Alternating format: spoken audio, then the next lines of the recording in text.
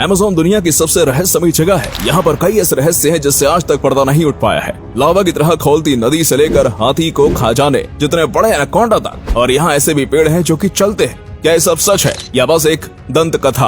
हम आपको यही बताने वाले हैं, तो चलिए 5 मिनट में आपको अमेज़न के जंगल का सैर कराते हैं। बस आप इस जंगल में घूम न हो जाइएगा। Number 6, boiling water. अगर आप कभी अमेज़न जंगल में जाते हैं और आपके सामने कोई नदी दिखती है तो तुरंत उसके पास मत चले जाना या फिर डायरेक्ट उसके अंदर कूद मत जाना, क्योंकि इसके बाद आप पानी के बाहर नहीं बल्कि सीधा इस धरती से बाहर निकलेंगे, यानी कि यमराज के पास। क्योंकि अमेज़न जंगल के अंदर कई ऐसी नदियां हैं जो कि उबलते पानी के साथ बहती है। इसके अंदर पानी का तापमान आमतौर पर 45 डिग्री सेल्सियस जितना होता है और दिन में कई वक्त ये तापमान बढ़कर 110 डिग्री सेल्सियस जितना भी पहुंच जाता है, यानी कि इतना ज्यादा है कि एक बार आप इसके अंदर जाएंगे तो कभी भी बाहर नहीं आ पाएंगे।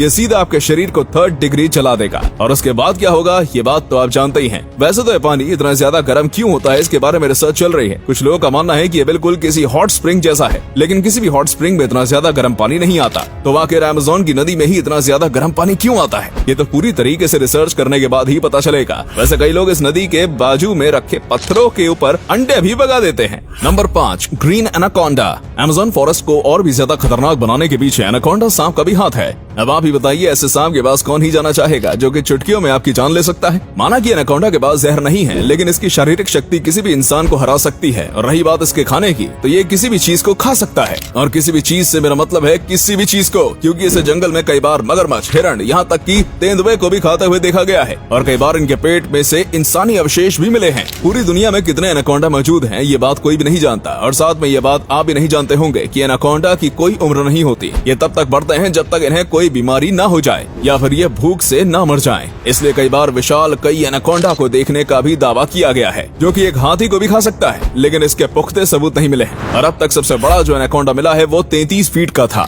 स्थानीय लोगों का कहना है कि उन्होंने 50 और 100 फीट जितने बड़े एनाकोंडा को भी देखा है। और इस वीडियो में आपको जो एनाकोंडा दिख रहा है वो भी बेहद बड़ा एनाकोंडा है, लेकिन इसे मापा नहीं गया, क्योंकि पहले तो ये लोग यहाँ से डर कर भाग गए और जब ये गार्ड के साथ वापस आए तब ये मिला नहीं, लेकिन यकीनन अब तक मिले एनाकोंडा से बड़ा था। Number 4, strange geoglyphs. अगर आप अमेज़न जंगल को ऊपर से देखेंगे तो आपको कई ऐसी चीजें दिखेंगी जिसे देखने के बाद आपको यकीन नहीं होगा। जैसे कि पूरे अमेज़न जंगल में कई ऐसे अजीबोगरीब पैटर्न्स बने हुए हैं जिन्हें बस ऊपर से ही देखा जा सकता है। इन पैटर्न्स को बनाने के लिए जमीन पर कई प्रकार की लाइनें की गई हैं। यहाँ तक कि कई जगह पर तो अजीबोगरीब शेप्स के पत्थर भी रखे गए हैं। अब इन सब चीजों को क्यों और कैसे बनाया गया था, ये सब आज तक रहस्य बना हुआ है। इसे बनाने के पीछे का सबसे पहला निशाना एलियंस को बनाया जाता है। कहा जाता है कि एलियंस ने ही किसी न किसी वजह से इसको बनाया होगा, क्योंकि दुनिया के कई कोनों में से ऐसी कई चीजें देखने को मिलती हैं, जैसे कि नाज़का लाइन्स जो कि पेरू में है। और कुछ का मानना है कि इस तरीके से एलियंस आपस में बातें किया करते थे। और वैज्ञानिकों ने कहा है कि हो सकता है ये सब चीजें अमेज़न के जंगल में रहने वाले आदिवासियों ने बनाए हों। जैसा कि आज के वक्त में मनोरंजन के लिए कई सारी चीजें मौजूद हैं, लेकिन उस वक्त ऐसा कुछ नहीं हुआ करता था, इसलिए कहा जाता है कि ये सब उन्होंने अपने मनोरंजन के लिए किया होगा। लेकिन वहीं पर आखिर इन्होंने उन चीजों को बनाया कैसे, क्योंकि बिना किसी मॉडर्न टूल के इंसानों के लिए इसे बनाना इम्पॉसिबल है।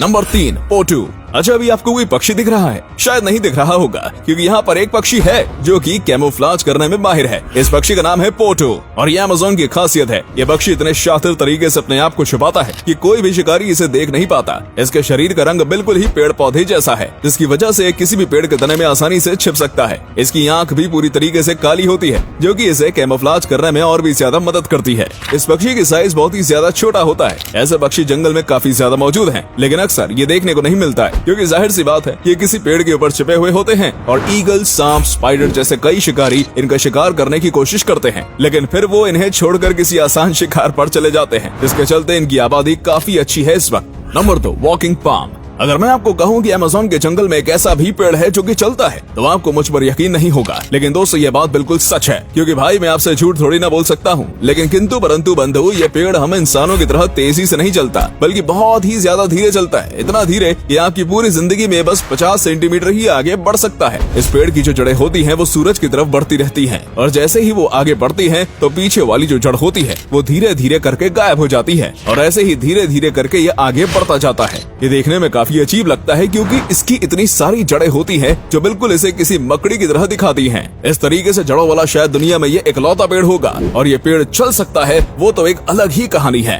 Number 1, plastic eating fungus. दोस्तों, हाल ही में येल यूनिवर्सिटी की एक प्रिया आनंद नाम की लड़की ने अमेज़न के जंगल में से एक ऐसा फंगस ढूंढा है जो कि अब इंसानों की सबसे बड़ी समस्या यानी कि प्लास्टिक को खत्म कर सकता है। जी हाँ, आपने बिल्कुल सही सुना। इस लड़की ने इस फंगस के करीब 60 सैंपल लिए थे और उसके ऊपर वो कई रिसर्च कर रही थी और इसी बीच पता चला कि ये जो फंगस है ये प्लास्टिक को खा सकता है और इसे डाइजेस्ट भी कर सकता है, यानी कि वो पूरी तरीके से प्लास्टिक को नष्ट कर सकता है। साथ ही में ये बहुत ही ज्यादा कम ऑक्सीजन की मात्रा में भी आराम से उग सकते हैं, इसलिए अगर ये पानी के अंदर भी उगाया जाएगा तो फिर ये आराम से पानी के अंदर भी रह पाएंगे और ऐसा करके पानी के अंदर के प्लास्टिक को और जमीन के प्लास्टिक को खत्म किया जा सकता है। लेकिन ये सब आगे की रिसर्च ही बताएगी।